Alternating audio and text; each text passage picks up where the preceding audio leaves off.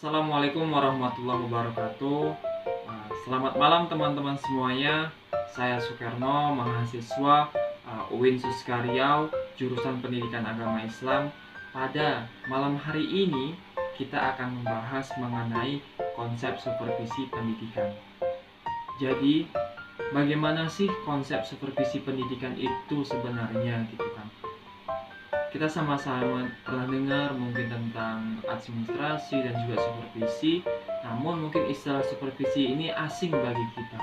Jadi, tentu alangkah baiknya bagi kita memahami bagaimana supervisi pendidikan itu. Ada beberapa poin yang akan kita bahas, yang akan kita bincangkan dalam kesempatan yang berbahagia ini. Yang pertama, tentu kita harus memahami bagaimana pengertian dari konsep supervisi pendidikan itu. Setelah kita bisa memahami pengertian dari konsep supervisi pendidikan, kita melihat dari ruang lingkupnya, jenis-jenisnya, prinsip dari supervisi pendidikan, dan juga tujuan dan fungsi kenapa adanya supervisi pendidikan dalam suatu lembaga pendidikan. Kita masuk kepada poin pertama tadi, yaitu pengertian dari supervisi pendidikan. Supervisi pendidikan itu sebenarnya terdiri dari dua kata, yaitu supervision and pendidikan. Jadi maksudnya supervisi ini berasal dari bahasa Inggris, yaitu supervision, yang artinya pengawasan. Maksudnya pengawasan di sini bukan berarti semua elemen dari lembaga pendidikan itu diawasi secara detail, dilihat secara jelas, bukan seperti itu.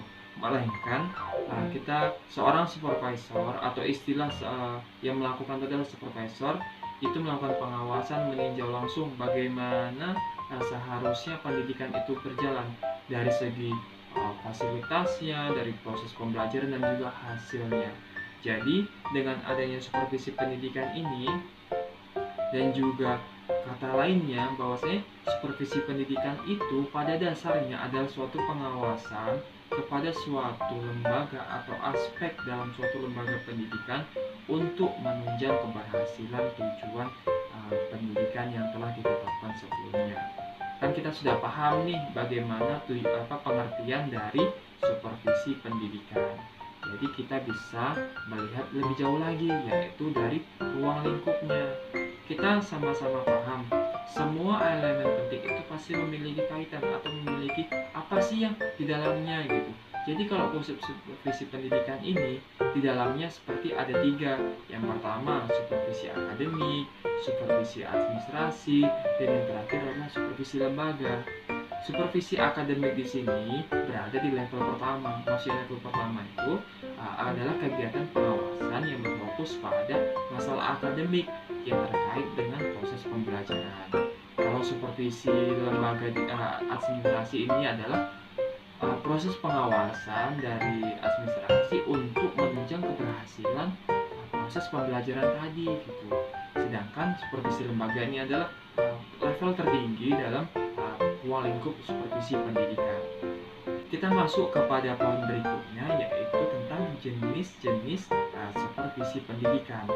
Jenis-jenis supervisi pendidikan itu ada beberapa. Yang pertama, supervisi umum adalah jenis supervisi yang sifatnya itu langsung terkait dengan perbaikan pengajaran.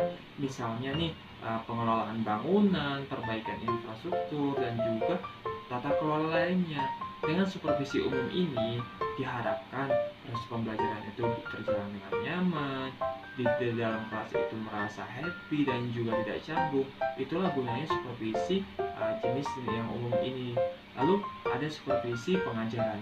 Maksudnya supervisi pengajaran ini lebih fokus kepada pengawasan ketika melakukan proses pembelajaran, misalnya kepada guru, kepada peserta pendidik, dilihat atau ditinjau bagaimana mereka ketika melakukan proses pembelajaran berlangsung. Misalnya, dan yang terakhir ini adalah supervisi klinis. Maksudnya supervisi klinis ini seorang supervisor harus bisa melihat bagaimana ketika selama pembelajaran itu berlangsung apa saja kendala-kendala yang terjadi.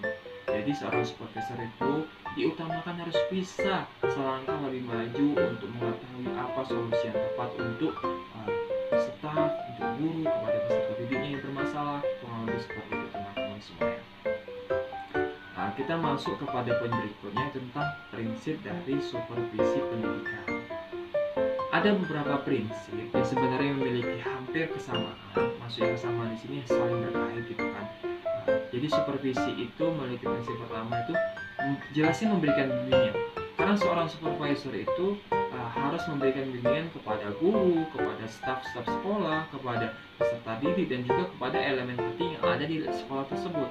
Nah, jadi kalau misalnya ada seorang supervisor belum bisa menerapkan prinsip ini, maka dia gagal menjadi seorang supervisor. Sederhananya demikian. Misalnya dia juga harus merencanakan apa kegiatan dan juga memberikan saran yang bagaimana, memberikan solusi yang seperti apa kepada guru tadi atau kepada hal yang bermasalah tadi. Dan juga dia harus bisa menjelaskan bagaimana tujuan yang sebenarnya dari supervisi pendidikan itu. Terus memperbaiki sikap, adanya prinsip demokrasi dalam sesama misalnya mencari masalah, terus juga kerjasama antar sesama kolaborasi antar semua staf, kepada peserta didik, kepada tenaga pengajar dan juga hal lainnya. Dan terakhir ada tujuan dan fungsi supervisi pendidikan. Mengenai tujuan itu ada tujuan umum dan tujuan khusus. Kalau tujuan umum di sini secara sederhana itu adalah bagaimana teknis kepada bimbingan ini kepada guru, kepada staf ini berjalan dengan baik. Dan tujuan khusus ini adalah cara mengimplementasikan agar tujuan umum itu tercapai. Jadi ibarat kata tujuan umum dan khusus ini saling berkaitan gitu teman-teman. Lalu kita masuk kepada fungsi supervisi pendidikan. Fungsi supervisi pendidikan itu adalah meningkatkan iklim dan juga lingkungan pembelajaran melalui pendampingan dan peningkatan keprofesionalan guru. Jadi secara sederhana dengan kutipan tadi itu, fungsi supervisi pendidikan adalah menghangatkan atau memperbaiki hal yang seharusnya diperbaiki oleh seorang supervisor. Jadi kurang lebih seperti itu teman-teman semuanya mengenai konsep supervisi pendidikan.